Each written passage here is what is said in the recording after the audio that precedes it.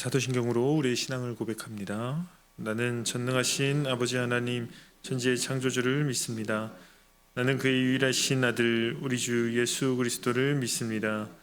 그는 성령으로 잉태되어 동정녀 마리에게서 나시고 본디오 빌라도에게 고난을 받아 십자가에 못 박혀 죽으시고 장사된 지 사흘 만에 죽은 자 가운데서 다시 살아나셨으며 하늘로 오르시어 전능하신 아버지 하나님 우편에 앉아 계시다가 거기로부터 살아있는 자와 죽은 자를 심판하러 오십니다. 나는 성령을 믿으며 거룩한 공교회와 성도의 교제와 죄를 용서받는 것과 몸의 부활과 영생을 믿습니다. 아멘. 찬송가 449장 예수 따라가며 함께 찬양하겠습니다. 449장입니다. 예수 따라가며 복음 순종하면 우리 행할 길 완하겠네. 주를 의지하며 순종하는 자를 주가 늘 함께 하시리라. 의지하고 순종하는 길은 예수 안에 즐겁고 복된 길이로다. 해를 당하거나 우리 고생할 때 주가 위로해 주시겠네. 주를 의지하며 순종하는 자를 주가 안위해 주시리라. 의지하고 순종하는 길은 예수 안에 즐겁고 복된 길이로다. 남의 짐을 지고 슬픈 위로하면 주가 상급을 주시겠네. 주를 의지하며 순종하는 자를 항상 복 내려 주시리라. 의지하고 순종하는 길은 예수 안에 즐겁고 복된 길이로다. 우리 받은 것을 주께 다 드리면 우리 기쁨이 넘치겠네. 주를 의지하며 순종하는 자를 은혜 풍성케 하시리라. 의지하고 순종하는 길은 예수 안에 즐겁고 복된 길이로다. 주를 힘입어서 말씀 잘 배우고 주를 모시고 살아가세. 주를 의지하며 항상 순종하면 주가 사랑해 주시리라.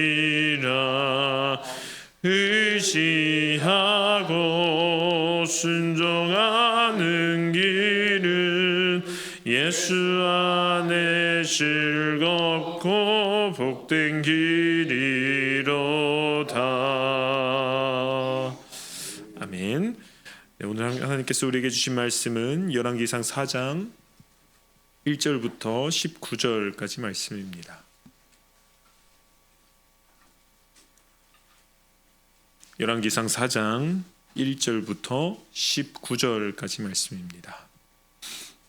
런기상 4장 1절부터 19절까지 말씀 한 절씩 교독으로 읽도록 하겠습니다. 솔로몬 왕이 온 이스라엘의 왕이 되었고 그의 신하들은 이러하니라. 사독의 아들 아사리아는 제사장이요 시시의 아들 엘리호렙과 아이야는 서기관이요 아일루스의 아들 여호사밧은 사관이요 여호야다의 아들 분하야는 군사령관이요 사독과 아비아달은 제사장이요 나단의 아들 아사리아는 지방 관장의 두령이요 나단의 아들 사붓은 제사장이니 왕의 벗이요 아이살은 국내의 대신이요 압다의 아들 아도니람은 노동 감독관이더라. 솔로몬이 또 온 이스라엘의 12지방 관장을 두매 그 사람들이 왕과 왕실을 위하여 양식을 공급하되 각기 1년에 한 달씩 양식을 공급하였으니 그들의 이름은 이러하니라. 에브라임 산지에는 베누리요 마가스와 사알빔과 베세메스와 엔론 벤하나에는 벤네겔이요 아룹봇에는 베데셋이니 소고와 헤벨 온 땅을 그가 주관하였으며 나밧 돌 높은 땅 온 지방에는 벤 아비나답이니 그는 솔로몬의 딸 다밧을 아내로 삼았으며 다하낙과 무깃도와 이스라엘 아래 사르단가에 있는 베스한 온 땅은 아일롯의 아들 바하나가 맡았으니 베스한에서부터 베네몰라 이르고 용느암 바깥까지 미쳤으며 길르앗 라몬에는 벤게벨이니 그는 길르앗에 있는 므낫세의 아들 야일의 모든 마을을 주관하였고 또 바산 아르곱 땅의 성벽과 높빗장 있는 60개의 큰 성읍을 주관하였으며 마하나임에는 이또의 아들 아이나답이요 납달리에는 아히마스이니 그는 솔로몬의 딸 바스맛을 아내로 삼았으며 아셀과 아로데는 후세의 아들 바하나요 이사갈에는 바루아의 아들 여호사밧이요 베냐민에는 엘라의 아들 시므이요 함께 읽겠습니다. 아모리 사람의 왕 시온과 바산 왕 옥의 나라 길르앗 땅에는 우리의 아들 게벨이니 그 땅에서는 그 한 사람만 지방 관장이 되었더라. 아멘.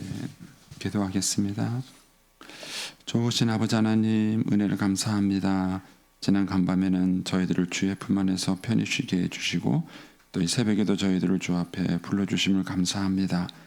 오늘 저희들에게 새날 주시고 또 생명 주시고 건강 주셨는데 이 한 날도 주님과 더불어 동행하게 하시고 주를 기쁘시게 하는 한 날 되게 하여 주옵소서. 주님께 감사의 예물 또 1,000번째 예물 또 11조와 성경헌금 드립니다. 믿음으로 순종으로 감사로 드리는 예물을 주님이 기뻐 받으시며 약속하신 하늘의 복과 땅의 복으로 충만하게 채워 주옵소서. 주의 은혜로 종의 가정들을 형통케 해주시며 그 자녀들을 축복하여 주옵소서. 예수님의 이름으로 축복하며 기도하옵나이다. 아멘. 이 새벽에도 주의 은혜와 축복이 함께 하시기를 축원합니다. 이 열왕기 상에는 이제 솔로몬이 이제 자기 나라에 있는 여러 이렇게 장관들에 대한 일종의 인사 조직에 대한 얘기가 여기에 나옵니다. 1절부터 이제 6절까지는 중앙 관료들에 대한 임명이 나오는 거고요. 그다음에 7절부터 이제 19절까지는 이제 지방 관료들에 대한 인물 얘기가 나옵니다. 이런 얘기들이 성경에 있으면 재미 하나도 없죠. 아까 읽는데도 뭐 이 지명도 낯설고 이름도 낯설고 그렇죠. 예. 저도 어렵습니다. 예. 근데 이제 성경이 가지고 있는 얘기가 이제 그 잠언서처럼 항상 교훈적인 얘기만 이제 기록된 것은 아니고요. 역사 자체를 이제 우리에게 소개해주고 얘기해주는 것도 있습니다. 그래서 이제 그런 흐름들을 우리가 조금 잘 좀 이해할 필요성이 좀 있습니다. 먼저 그 이제 큰 그림으로 보면은 솔로몬이 이제 왕이 되는 계승 과정에서 이제 어려움이 있었죠. 형 아도니아가 먼저 이제 권력을 잡으려고 하는 바람에 어려움이 있었는데 하나님께서 이제 다윗을 통해서 솔로몬이 왕위를 계승할 수 있도록 그렇게 해줍니다. 그리고 난 다음에 솔로몬이 이제 아버지의 유언을 따라서 이제 왕을 세워가는데 반대가 될 만한 인물들을 제거하죠. 그런 인물들을 몇 명을 이제 제거합니다. 그리고 난 다음에 이제 솔로몬이 하나님께 지혜를 구하는 이야기가 나옵니다. 하나님께 1,000번제를 드리고 그리고 하나님께 지혜를 구해서 하나님께 지혜를 받은 얘기가 나오고, 이제 그 다음이 그 지혜가 어떻게 활용이 됐는지를 한 여인에서 참 엄마를 구분하는 그 사건. 요즘 같으면 뭐 DNA 검사하면은 당장 나올 수 있는 그런 거였지만 그 당시에는 이제 그런 기술이 없었는데 이제 모성이라는 걸 통해서 이제 참 엄마를 가려내는 것을 사건이 소개되죠. 이런 것들을 통해서 솔로몬이 하나님께 어떤 지혜를 받았는가 하는 것들을 보여줍니다. 그리고 오늘 이 4장에서는 솔로몬이 소위 말하는 나라를 세워서 조직 개편을 하는 이야기가 나오는 것입니다. 그리고 이제 5장에 가면은 이제 솔로몬이 이제 성전을 건축하는 그 이야기가 이제 5장에 등장을 하게 됩니다. 그러면 이제 이 4장에 여기에서 이 솔로몬이 조직 개편하는 이야기 속에서 우리가 하나님의 이야기를 볼 수 있어야 합니다. 우리가 어제 그 박 목사님이 이제 족보 이야기를 했죠. 그래서 그 족보 이야기를 가지고 여러 가지 설교를 해요. 족보에 나오는 인물들의 훌륭함을 설명하기도 하고 거기에 나타난 여인들을 이야기를 중심으로 족보 이야기를 하기도 합니다. 그런데 어제 박 목사님은 그 족보 이야기 속에서 하나님의 이야기를 봤다 하는 이야기를 하죠. 하나님께서 어떻게 그 인물들 속에서 이야기하시는지를 얘기하고 그 이야기가 하나님의 은혜다. 모든 것은 은혜다. 이런 이야기 하셨습니다. 여러분들이 오늘 이야기 속에서도 단순한 그 솔로몬의 조직 개편으로만 이것을 볼 것이 아니라 이 조직 개편 속에 담겨져 있는 하나님의 은혜를 좀 같이 보면 좋겠다 이런 생각이 듭니다.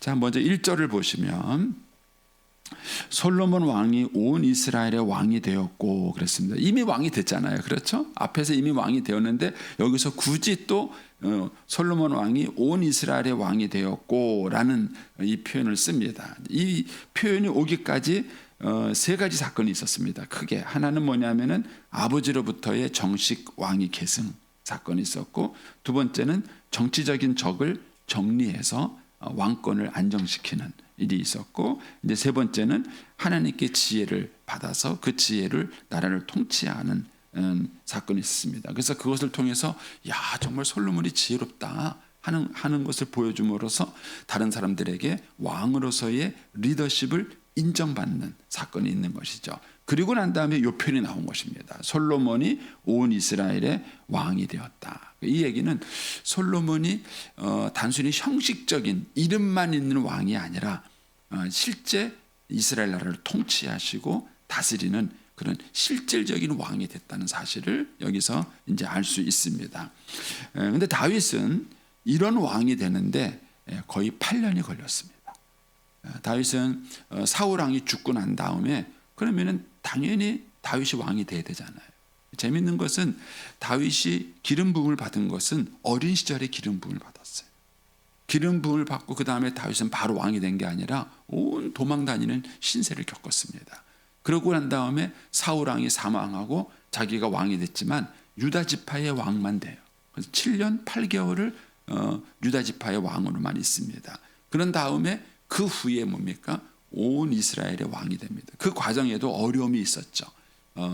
그 이스라엘이 다시 북이스라엘이 자기들끼리 연합을 해서 이제 나라를 갈라놨던 그 나라를 다시 통합시켜서 왕이 되는 이런 어려운 과정들을 겪습니다. 그런데 솔로몬은 이렇게 자기가 이스라엘의 실질적인 왕이 되는데 얼마나 걸렸을까요? 시간 한번 계산해 보셨어요? 다윗처럼 그렇게 오랜 시간이 걸린 것이 아니에요. 이것이 하나님의 은혜입니다. 하나님의 은혜입니다. 그러니까 저와 여러분이 하나님이 주신 어떤 일 속에서 살아가게 되는 것이 노력의 대가인가 하나님의 은총의 대가인가 어떤 거라고 생각하세요? 이것에 대한 이제 균형을 잘 잡으셔야 돼요. 노력의 대가라고 생각하면은 자기 수고가 강조가 돼서 굉장히 사람이 열심을 합니다. 왜? 내 노력의 대가니까. 내가 열심히 해야 되죠. 열심히 하는 건 있어요. 그런데 이 사람은 열심히 하면 할수록 결과가 좋으면 좋을수록 교만해지게 되고요. 자기 이름을 높이게 됩니다. 그리고 자기 수고가 강조되다 보니까 그렇지 못한 사람들을 차별하게 돼요. 이게 가장 많은 거예요. 그래서 어제 저는 이제 박노원 목사님 입장이 저는 이해가 돼요.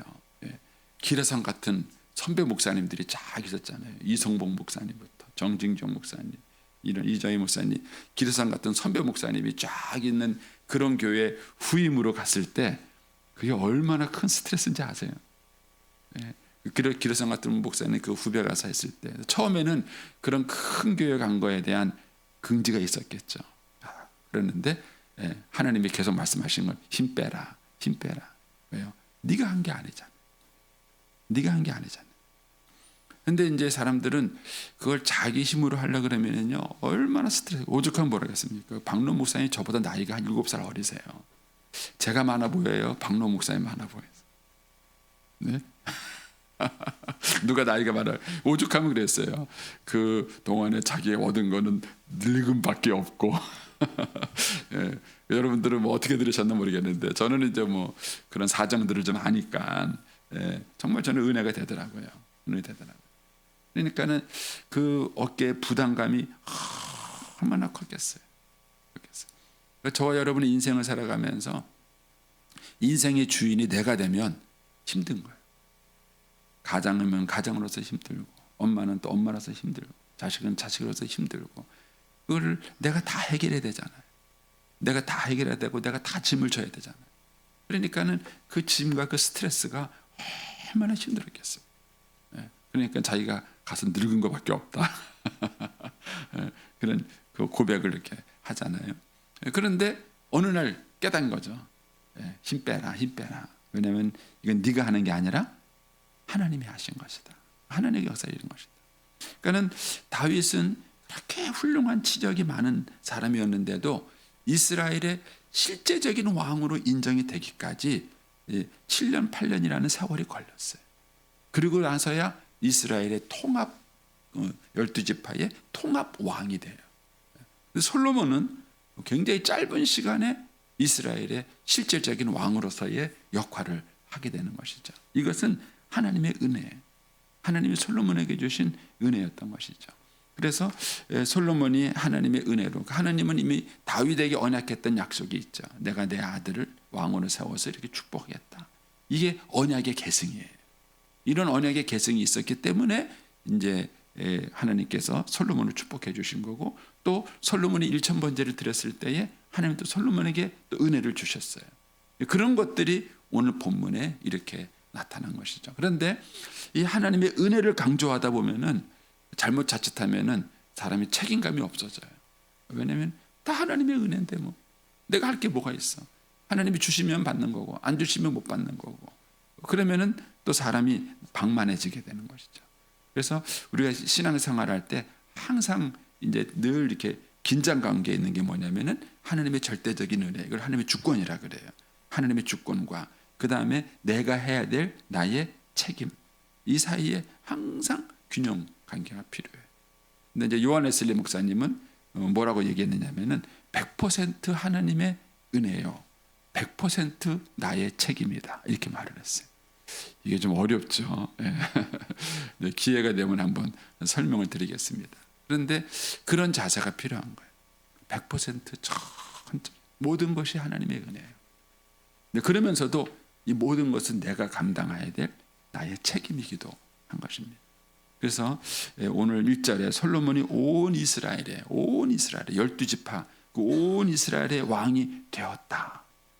이 왕이 되었다는 이 표현 속에서 하나님이 솔로몬에게 주셨던 은혜, 하나님이 다윗을 통해서 계승되는 언약의 계승을 통해서 솔로몬에게 주신 은혜, 그것이 이제 솔로몬을 이제 왕으로 세웠다 하는 것을 알 수 있습니다. 이렇게 해서 이제 솔로몬이 이제 지방 중앙 관료 조직과 지방 관료 조직을 하는 것입니다. 2절에 가시면 그의 신하들은 이러하니라, 이런 말이 나오죠. 그다음에 7절에 가면은 솔로몬이 또 온 이스라엘의 12지방 관장을 두매, 그리고 8절에 가서 그들의 이름은 이러하니라 하면서 솔로몬과 함께했던 사람들의 명단의 이름이 쫙 나옵니다. 여러분은 여러분과 함께 일하는 사람이 누가 있으세요? 여러분과 함께 일하는 사람이 누가 있습니까? 우리는 내가 성공하는 것만 생각해요. 내가 왕이 되는 것만 생각해요. 그런데 내가 어떤 일을 할 때에 나와 함께하는 사람들이 누구더라 하고 이렇게 쫙 나열할 수 있는 사람이 있나요? 뭐 예를 든다면은 우리 교회 뭐 총여전도 회장이 있어서 뭐 각 여전도 회장들이 있고 총여전도 회장이 있어요. 그러면은 총여전도 회장 혼자 일할까요? 그렇지 않아요. 누군가가 도와주는 사람이 있고 일하는 사람이 있는 거예요. 근데 그게 그때 일할 수 있는 사람들이 많은 사람이 훌륭한 사람. 누구를 이스라엘 왕으로 세웠는데 그의 신하들은 이러한 일을 할 사람이 별로 없는 거예요. 그렇게 할 사람이 별로 없으면은 그건 재앙이에요. 근데 그가 왕이 되었을 때 그와 함께 할 사람들은 누구더라 하는 거예요. 저는 이제 제가 크던 시절에는요, 각자 자기가 알아서 자기가 했어요. 선배 목사님이 뭐 후배를 지도해주고 뭐 이런 거 없었어요. 근데 제가 이제 목회를 하면서 쭉 보니까 이 동역을 한다는 것이 얼마나 중요한가 하는 것입니다. 따라서 여러분들이 우리가 부모가 잘하면은 그 자녀를 잘 키워서 부모가 천국 가도 그 자리를 그 자녀가 계승할 수 있어야 돼. 전도서에 보면은 인생이 허무한 것 중에 하나가 어떤 사람이 많은 돈은 벌었는데 물려줄 자식이 없다. 참 인생이 허무하다. 그런 얘기를 해요.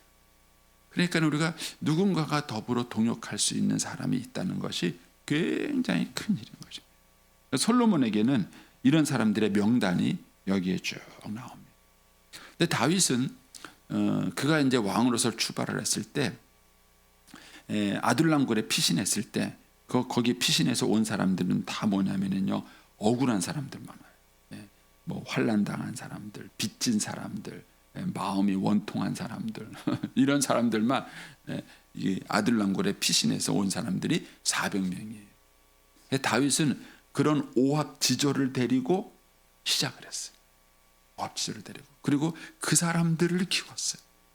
그래서 그 사람들의 명단이 다윗에 함께했던 장군들의 명단에 이름이 쫙 나와요.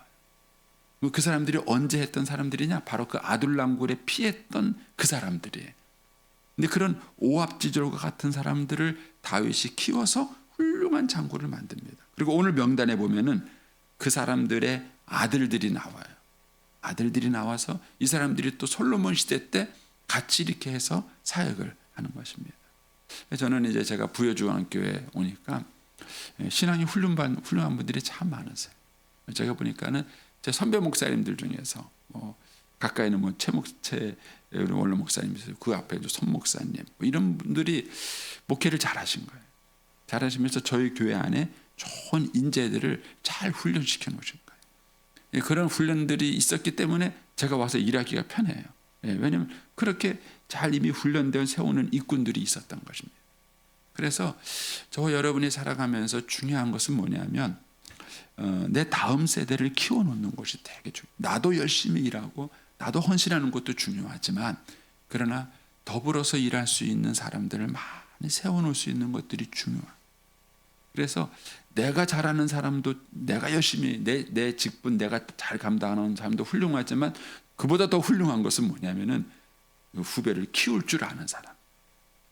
그 사람을 키워서 이렇게 내가 있던 자리를 물려줄 줄 아는 사람들을 세우는 것입니다.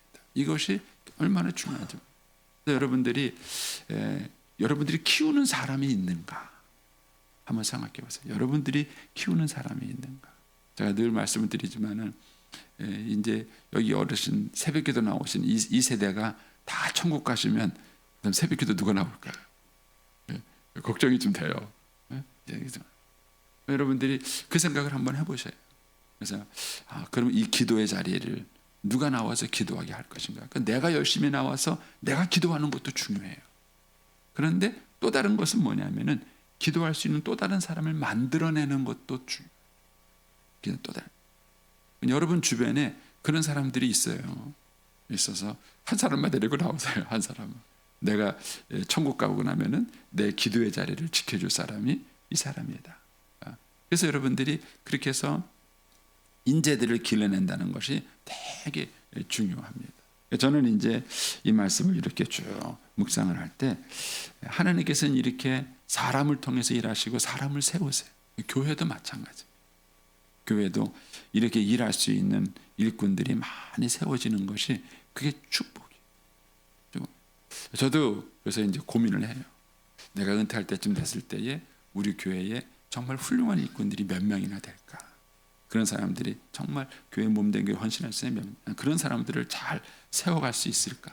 이런 이제 고민을 저도 합니다. 그것뿐만 아니라 이제 우리 목사님하고도 그런 고민해요. 저 같은 세대가 이제 다 떠나고 나면 우리 선결교단을 책임질 목사가 누구예요?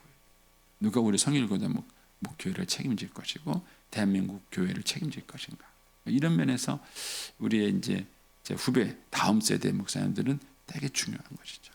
솔로몬은 이렇게 해서 이 장관들 조직을 잘 끝냅니다. 자, 7절 말씀 가서 보겠습니다.